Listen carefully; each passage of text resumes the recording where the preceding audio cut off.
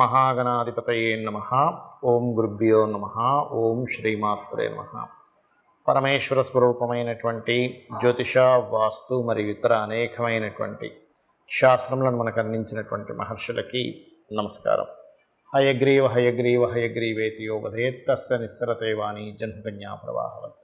అరుణాం కరుణాతరంగితాక్షీం కృతపాశాంకుశపుష్పబాణచాపాం అనిమాదిభిరావృతాం మయూకైః అహమిత్యేవ విభావయే భవానీం. శ్రీమాత్రే నమః. ప్రేక్షకులకి లలితాంబిక అమ్మవారి యొక్క అనుగ్రహం పరిపూర్ణంగా కలగాలని మనస్ఫూర్తిగా కోరుకుంటూ, మనం ఈరోజు గురువు యొక్క స్థితి మే 1వ తేదీ నుంచి, అంటే ఆల్మోస్ట్ మే 2కి మారుతుంది ఈ 2024 సంవత్సరంలో. కాబట్టి ఈ గురువు వృషభ రాశిలోకి వెళ్ళి మరలా మీకు అక్టోబర్ మాసం నుంచి మరలా వక్రిస్తాడు. ఒక 4.5 నెలల పాటు వక్రించినప్పుడు ఉండే ఫలితం ఏమిటి, వృషభంలోకి వచ్చే ఫలితం ఏమిటి, దానివల్ల లాభం ఏమిటి, జాగ్రత్తలు ఏం తీసుకోవాలనేటువంటి విషయాన్ని ఒక్కొక్క లగ్నరీత్యా, లగ్నం తెలిసిన వాళ్ళ లగ్నం నుంచి చూసుకోండి, రాశిరీత్యా మరియు పరిహార మార్గం ఏమిటి, మంత్రం ఏం చేసుకోవాలనేది చెప్తాను. వృశ్చిక లగ్నము, వృశ్చిక రాశి, వృశ్చికం వారికి కనుక చూసుకున్నట్లయితే ఇక్కడ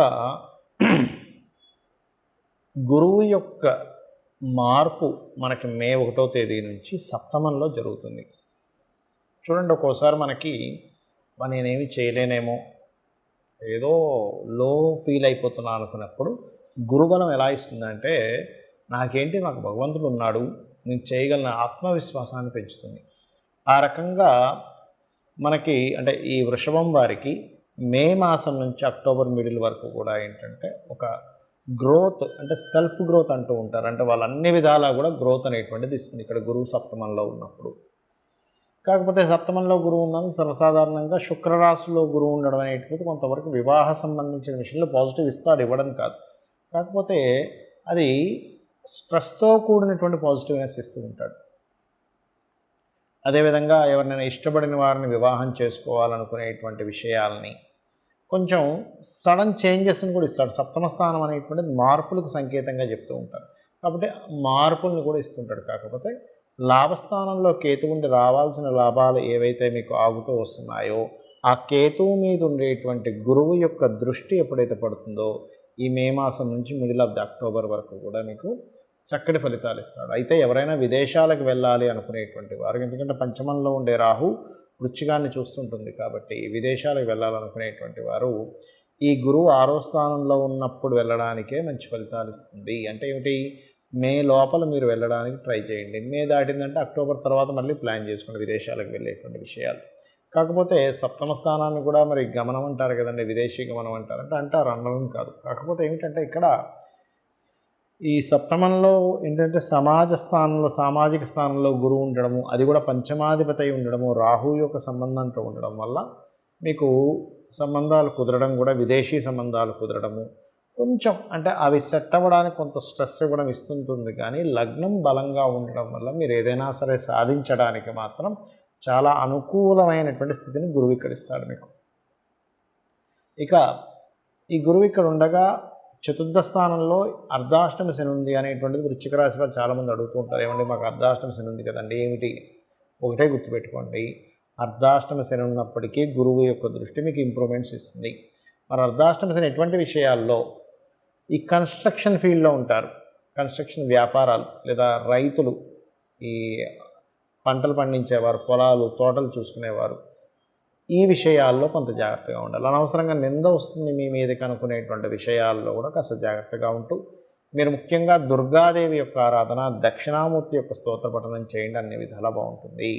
కొంతమందికి వారి నక్షత్రం కానీ రాశి కానీ ఇవేమీ తెలియనప్పుడు చేయవలసినటువంటి పరిహార మార్గాలు ఏమిటి అంటే, వాళ్ళకి అసలు ఏ లగ్నంలో పుట్టారా, ఏ రాశిలో పుట్టారా, అసలు వాళ్ళకి ఏ ఫలితం రాబోతుందో తెలియదు.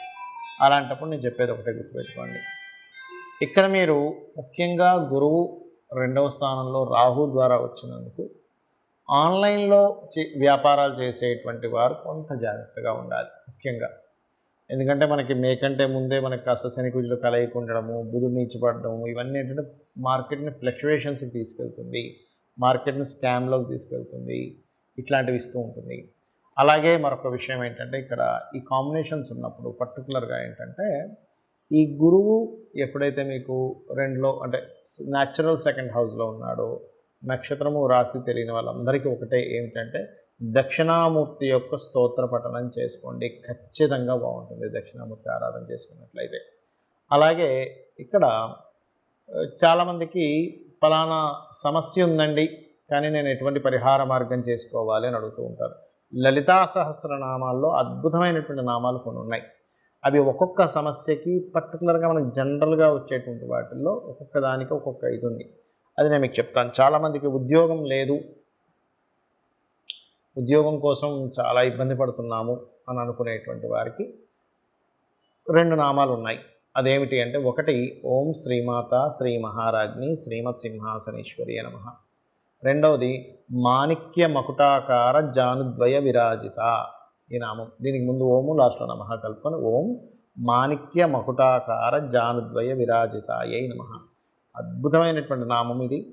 ఎంత ఉద్యోగంలో ఇబ్బంది పడుతున్నా ఆ ఉద్యోగం రావట్లేదన్న ఖచ్చితంగా వచ్చి తీరుతుంది. ఇక ధనం కోసం ఇబ్బంది పడుతూ ఉంటారు కొంతమంది. అలాంటి వారు ఓం సంపత్కరీ సమారూఢ సింధుర వ్రజసేవితాయై నమః, లేదా ఓం నవవిద్రుమ బింబశ్రీ న్యక్కారి రతనచ్చద. ఇంకో నామం కూడా ఉందండి. ఓం ధర్మాధార ధనాధ్యక్ష ధన ధాన్య వివర్ధినియే నమః. ఈ నామములు చాలా అద్భుతమైనటువంటి శక్తి. చూడ్డానికి నామాల్లా ఉంటాయి కానీ ఇది వేదముతో సమానము, అపౌరుషములు అంటారు. ఖచ్చితంగా ఫైనాన్షియల్ గ్రోత్ ఇస్తుంది. మరి కొంతమందికి వివాహం అవ్వదు, వివాహం కోసం ఇబ్బంది పడుతూ ఉంటారు.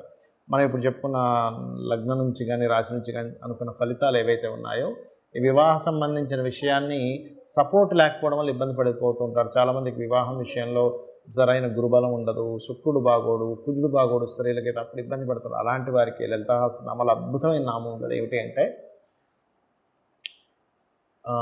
కామేశబద్ధ మాంగళ్య సూత్ర శోభిత కందర.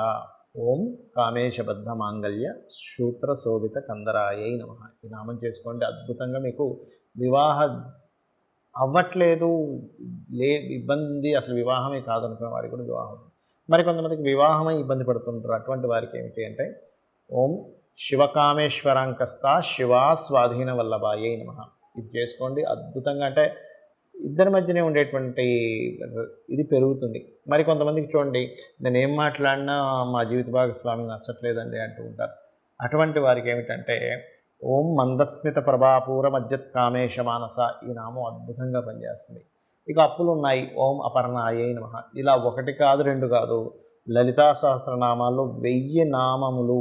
ఆ నామములకు ఉన్న అర్థము, దానివల్ల వచ్చే ఫలితాలు నేను ఆల్రెడీ యూట్యూబ్లో చెప్పాను. కాకపోతే ఏంటంటే ఈ సమస్య ఉందండి కానీ నాకేమీ తెలియదు, ఏం తోచట్లేదు అనుకునేటువంటి వారు ఏమీ కంగారు పడక్కర్లేదు. గుర్తుపెట్టుకోండి, ఒకటే గుర్తుపెట్టుకోండి, అమ్మ దగ్గరగా ఉన్నటువంటి వ్యక్తికి ఆకలి అనేటువంటిది ఉండదు. ఎందుకంటే అమ్మ ఎప్పుడూ అన్నం తిన్నాడా లేదా అని ఎలా చూసుకుంటుంది, అదేవిధంగా అమ్మని దగ్గరగా ఉంచుకున్నవాడు, అమ్మతో ఉన్నటువంటి వ్యక్తికి అన్నానికి లోటు ఎలా ఉండదో అమ్మవారికి దగ్గరగా ఉన్నటువంటి వ్యక్తికి దేనికి కూడా లోటు ఉండదు. పుష్కలంగా ఉంటాయి అన్నీ కూడా. కాబట్టి ఇది చేసుకుంటూ ఒకటే గుర్తుపెట్టుకోండి, మీ జన్మజాతకంలో ఫలానా దోషం ఉందండి, ఏం టెన్షన్ పడకండి. వాస్తులో ఫలానా దోషం ఉంది, ఏం టెన్షన్ పడకండి. చాలా చిన్న చిన్న నామాలు లలితా సహస్రనామాలు. లేదండి లలిత నాకు పూర్తిగా రాదు, శ్రీమాత్రే నమః అనుకోవచ్చు. నేను పెద్దగా పలకలేను, నాకు అంటే రక్షణ శక్తి. అమ్మవారు అంటే ఏమిటి, తల్లి యొక్క తత్వం ఏంటి, రక్షణను ఇస్తుంది. ఆ రకంగా రక్షణ శక్తిని అమ్మవారు మీకు కల్పిస్తుంది. ఖచ్చితంగా అన్ని విధాలా మీకు బాగుండడం జరుగుతుంది. శ్రీమాత్రే నమః.